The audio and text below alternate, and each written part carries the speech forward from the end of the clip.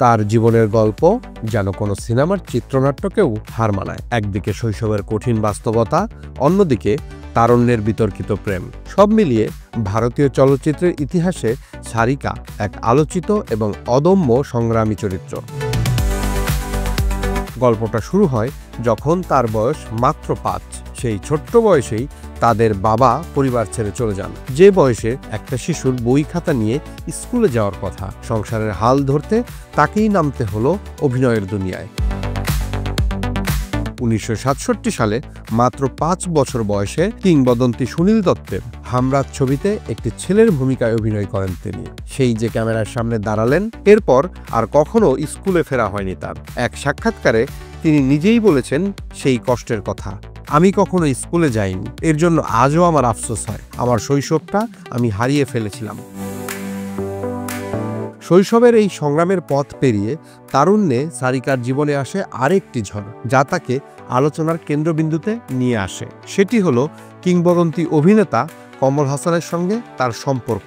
1984 সালে যখন তাদের প্রেম শুরু হয়, তখন কমল হাসান বিবাহিত, কিন্তু সমাজের কোনো চোখ রাঙানিকেই তারা পাত্তা দেননি। একসাথেই থাকতে শুরু করেন।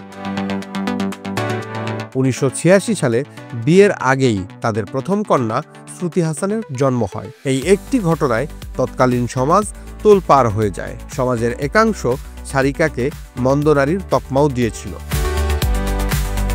কিন্তু সারিকা ছিলেন বরাবরই স্রোতের বিপরীতে হাঁটা এক নারী। এই বিষয়ে তিনি এক সাক্ষাৎকারে বলেছিলেন, আমি শুধু তাকে জানিয়েছিলাম যে আমি সন্তান ধারণ করেছি। আমি কখনো বলিনি তোমাকে তোমার স্ত্রীকে ছেড়ে আমাকে বিয়ে করতে হবে। এটা সম্পূর্ণ আমার সিদ্ধান্ত ছিল।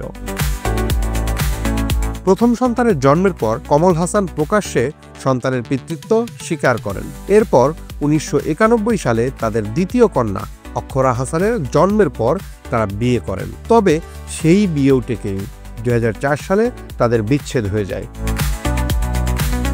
জীবনের এত চড়াই উতরাই, এত বিতর্ক, এত সংগ্রামের পরেও সারিকার কোনো আফসোস নেই। তিনি বলেন, আমি আজ যে পর্যন্ত এসেছি তার জন্য আমি গর্বিত। আমার জীবনের প্রতিটি সিদ্ধান্তই আমাকে এই পর্যায়ে পৌঁছে দিয়েছে।